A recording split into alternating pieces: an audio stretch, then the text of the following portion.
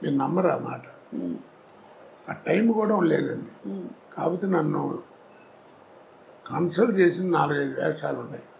అవేంటంటే ఆ బట్టలు చేయటం న్యాచురల్గా ఉండాలి. అవును, గంజాల గారి సినిమాలు వాటిలో విగ్గులు యాక్సెప్ట్ చేసేవారు కదా. వాళ్ళు 4 సినిమాలు చేస్తున్నాం, నీకు విజ్ఞానం అనేది ఎక్కడ ఉంది ఏంటి చూసుకుని ఆ టైం చూసుకుని సేవ్ చేసి కరెక్ట్గా పెట్టేవారు. అంతే తప్ప నాకు మిగిలింది ఏమన్నా అన్నీ అక్కడికక్కడ ఆన్ ద స్పాట్. అంటే ఒక రోజులో సార్ మీరు బిజియెస్ట్ టైంలో ఎన్ని గంటల ఎన్ని కాల్ షీట్స్ ఉండేవి? నేను మ్యాక్సిమం 4 చేశానమ్మా. 4 సినిమాలు 3 స్టేట్లో పనిచేశాను ఒకరోజు. ఒక్క రోజులో. కన్నడ పొద్దున హైదరాబాదు, మధ్యాహ్నం తమిళ, ఈవినింగ్ బెంగళూరు. పెళ్లి చేసి మళ్ళీ మార్నింగ్ వచ్చి హైదరాబాద్ ఎయిర్పోర్ట్లో స్నానం చేసి మళ్ళీ షూటింగ్ వచ్చాను. మద్రాసులో ఉన్నాను. ఇప్పుడు ఇంత సెక్యూరిటీ లేదుగా అప్పుడు. అవును, కానీ చాలా ఎంత విస్తారమైన కెరియర్ సార్ మీది. మీకు బాగా ఇష్టంగా మీరు పనిచేసిన దర్శకులు ఎవరు సార్? నేనే కాదండి, ఒక విషయం చెప్తాను, అందరికీ చెప్తాను ఆర్టిస్టులకి, విసుక్కోకుండా ఎప్పుడు కూడా ఇప్పటిదాకా షూటింగ్ చేస్తే మళ్ళీ రమ్మంటున్నాడు ఇంకోదానికి, అట్లా విసుక్కోకండి. ఏ అంటారు ఏం లేదు, ఆర్టిస్ట్కి ఒక టైం అంటూ వస్తుంది. నీకు ఆ టైం వచ్చిందంటే నీకు టైం ఉండదు. అంతే, గొప్ప మాట సార్ అది. ఆ టైం వచ్చిందంటే టైం ఉండదని. టైం ఉండదు నీకు, అంతే. అంటే బాగా వెలుగుతున్నట్టు. అదంతే, నీకు టైం ఉండదు, నీకు భోజనానికి కూడా టైం ఉండదు. కానీ తర్వాత వెనక్కి ఆ టైంలో జాగ్రత్తగా ఉండాలి. అది ఆరోగ్యం అన్ని రకాలుగా. ముందు ఫస్ట్ బిహేవియర్, ఆహార వ్యవహారాల్లో, మాట భాషలో, అవతల వాళ్ళతో మాట్లాడటం, ఇవన్నీ జాగ్రత్తగా ఉండాలి. ఉంటే లాంగ్ లివిటీ ఉంటుంది. లేకపోతే ఎట్ట వచ్చిందో అట్ట అయిపోతుంది. ఎంతమంది చూసాం మన మహానుభావులు, సీనియర్స్ కదా. అవును సార్. ఆస్తులు పోగొట్టుకుని చివరికి అడుక్కునే పరిస్థితికి వచ్చారు.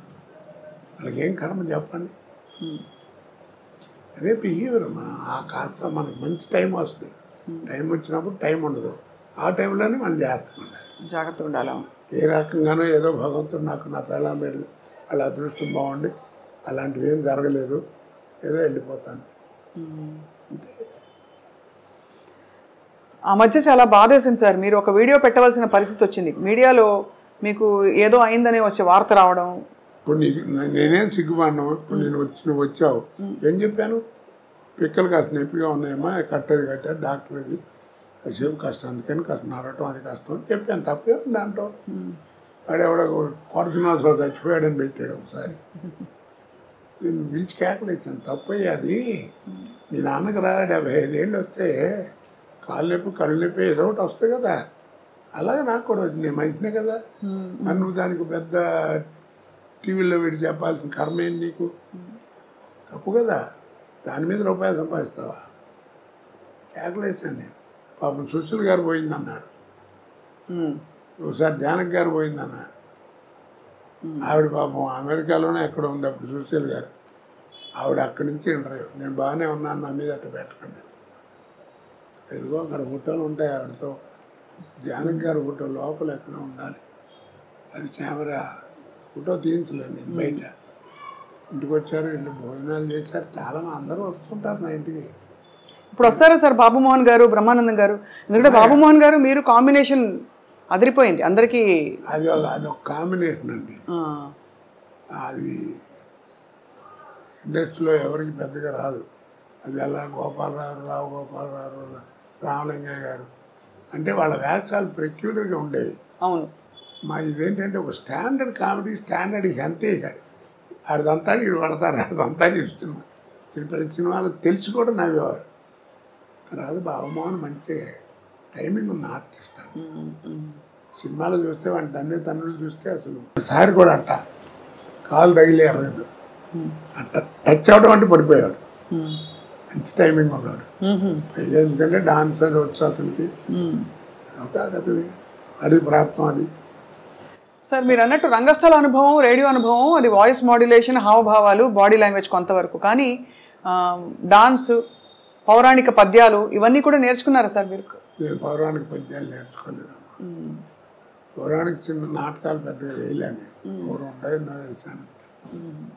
అప్పుడు పద్యాలు ఎలా మీకు? దాంట్లో పద్యాలు పెట్టలేదు, పెద్దగా పెట్టలేదు. ఓకే, అలా అలా పెద్దగా కాదు, పద్యం పెట్టుకున్నాను ఎంతసేపు ఇలాగే.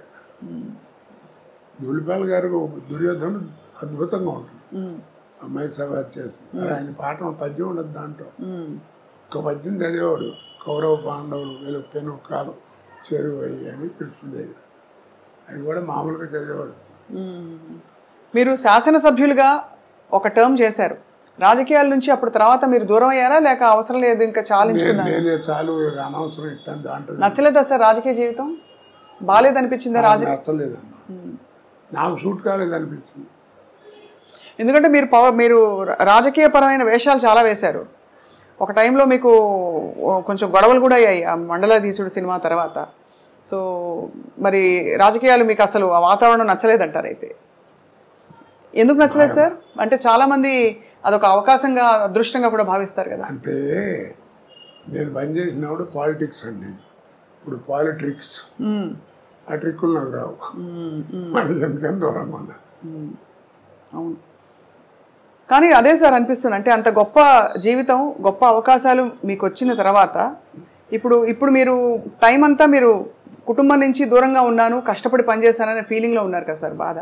సో ఇప్పుడు మీకు దేవుడు ప్రత్యక్షం మీకు ఏం కావాలని అడిగితే ఏం కోరుకుంటారు సార్? మీ ఇంకేమైనా? నేను ఎప్పుడు మనసులో ఉండే కోరిక ఒకటేనండి, నేను చచ్చేదాకా నటించాలి, చచ్చిన తర్వాత నటుడిగా బతకాలి, అది నా కోరిక. అది సార్, అంటే ఇవాళ చాలా అద్భుతమైన మంచి సందర్భం, మీ పుట్టినరోజు సందర్భంగా మాట్లాడుతున్నాం కాబట్టి మీరు ఎప్పుడూ చిరంజీవిగా మీ పాత్రల ద్వారా ఉండిపోతారు సార్ మనసుల్లో అదే ఎప్పటికీ. అలాంటి పాత్ర రావాలని నా ఉద్దేశం. అలాంటి పాత్ర అంటే ఎలా ఉంటుందో, ఎందుకంటే మీరు రాజకీయాలు, కామెడీ, ఏ టైంకి ఏ పాత్ర వస్తే అప్పుడు చెప్పలేం కదండి. అవును, కరెక్ట్. అది దానికి ప్రాప్తం ఉండాలి, ప్రాప్తం ఉండాలంటే చాలా గొప్ప విశేషం ఉంది.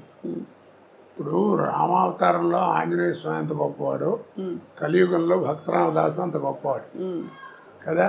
అవును, డబ్బులు లేవు, గుడి కట్టించాలనుకున్నాడు, గుడి కట్టించాడు, అప్పుల పాలు అయ్యాడు, జైల్లో పెట్టారు. వాళ్ళు కొడతంటే రామా రామా అన్నాడు తప్ప అబ్బా అబ్బా అనలేదు. అంత గొప్ప భక్తుడే రాముల వారు ఏం చేశాడు, తానిసాగి రామోజీ లక్ష్మణజీ వేషం వేసుకొచ్చి కంపెనీ వెళ్ళిపోయాడు, నటించాడు, తుర్ని వెళ్ళిపోయాడు. కింద సెల్లో ఉన్నాడు రామదాసు. ఎరా రామదాసు బాగున్నావని ఒక్క